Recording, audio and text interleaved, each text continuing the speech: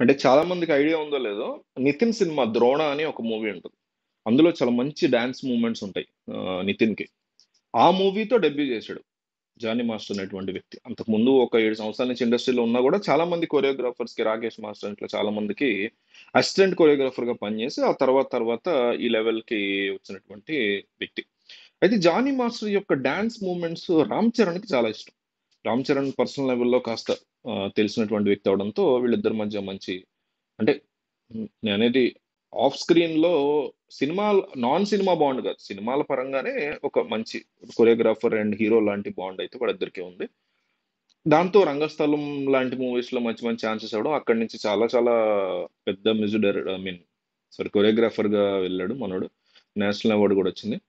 ఒక్కొక్క సాంగ్‌కి ఇండియాలోనే ఎక్కువ రెమ్యునరేషన్ తీసుకునేటువంటి కొరియోగ్రాఫర్‌గా జానీ మాస్టర్‌కి పేరుంది. అంటే ఒక పాటకి 30,00,000 దాకా 30,00,000 దాకా ఒక సాంగ్ కంపోజిషన్‌కి.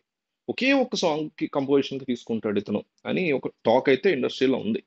అట్లాగే మొత్తం ఒక పాటలోని ఒక సినిమాలోని 6 పాటలు గనక ఇతనే కంపోజ్ చేసి మొత్తం కంప్లీట్ కొరియోగ్రఫీ ఇతనిదే అనుకుంటే దాదాపు 2 క్రోర్స్ దాకా తీసుకుంటాడని చెప్తున్నారు. అంటే ఎందుకు ఇంత తీసుకుంటారంటే కొరియోగ్రాఫర్స్ ఇప్పుడు 6 పాటలు ఉన్నాయనుకోండి. 6 పాటల్లో డైరెక్టర్ ఈజీగా ఇంత పెద్ద రెమ్యునరేషన్ ఇస్తున్నప్పుడు 4 పాటలు గ్రూప్ సాంగ్స్ పెడతాడు. సో, గ్రూప్ సాంగ్స్ వాళ్ళ డబ్బులు కూడా ఈళ్ళే పెట్టుకోవాలి. మ్యూజిక్ డైరెక్టర్ ఎట్లా ఉంటదంటే ఇప్పుడు 'డీఎస్‌పీ' 2,00,00,000 తీసుకున్నాడనుకోండి ఒక సినిమాకి.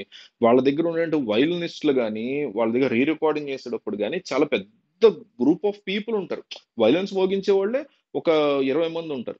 ఇంకోటి పియానోనో లేకపోతే డ్రమ్సో ఇట్లాంటి వాళ్ళే మీకు 10 మంది, 5 మంది, 15 మంది అట్లా. ఇప్పుడు డీఎస్‌పీ ఒక సినిమా మ్యూజిక్ చేస్తే 100 మంది వరకు భోజనం చేస్తారు. తమన్‌కైనా, ఇంకొకళ్ళకైనా, అనిరుద్‌కి అట్లా. సో, ఆ లెవెల్ ఆఫ్ అమౌంట్ అంతా కూడా వీళ్ళే వాళ్ళకి ఇచ్చుకోవాలి అంతే తప్ప మళ్ళీ వాళ్ళు పే చేయరు డైరెక్టర్స్ ఐ మీన్ ప్రొడ్యూసర్స్.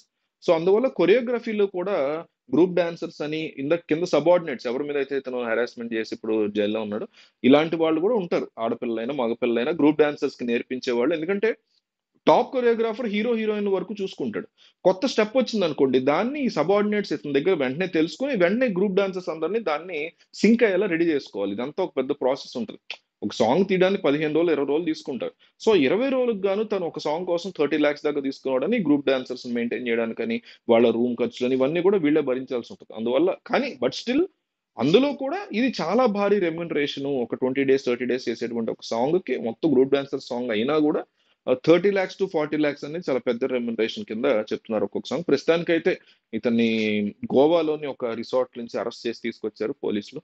ఆహ్, రిమాండ్ విధించింది కోర్టు పోక్సో కేసులో. ఎందుకంటే ఇతను ఫస్ట్ అటాక్ ఆ అమ్మాయి మీద చేసినప్పుడు లైంగికంగా ఆ అమ్మాయిని ఫస్ట్ వేధించినప్పుడు పోక్సో కేసు కింద వస్తది. ఎందుకంటే అప్పుడు ఆ అమ్మాయి మైనర్ కాబట్టి ఆ కేసు కింద ఇతను ప్రస్తుతానికి 14 రోజులు రిమాండ్‌లో ఉంచారు. అవి కాకుండా ఇంకా 3 కేసులున్నాయి. మానభంగం చేసినట్టు, బెదిరించినట్టు, దాడి చేసినట్టు ఈ 3 కేసులతో పాటు పోక్సో కేసుతో కలిపి అతన్ని 14 రోజులు విచారిస్తారు. ఆ 14 తర్వాత మళ్ళీ కోర్టులో ప్రవేశపెడతారు. అప్పుడు వీళ్ళ ఈ విచారణలో బయటపడినటువంటి విషయాలు కోర్టుకి సమర్పిస్తారు పోలీసులు. అప్పుడు కోర్టు ఏ రకమైనటువంటి జడ్జిమెంట్ ఇస్తుంది. ఇంకా ఒక్కోసారి ఎక్కువ సార్లు ఎక్స్‌టెండ్ చేస్తారు. రిమాండ్‌ని ఇంకా ఎక్స్‌టెండ్ చేస్తారు. ఇంకా సరిపోలేదు, ఇంకా టైం కావాలి మాకు ఛార్జ్ షీట్ ఫైల్ చేయడానికి అని.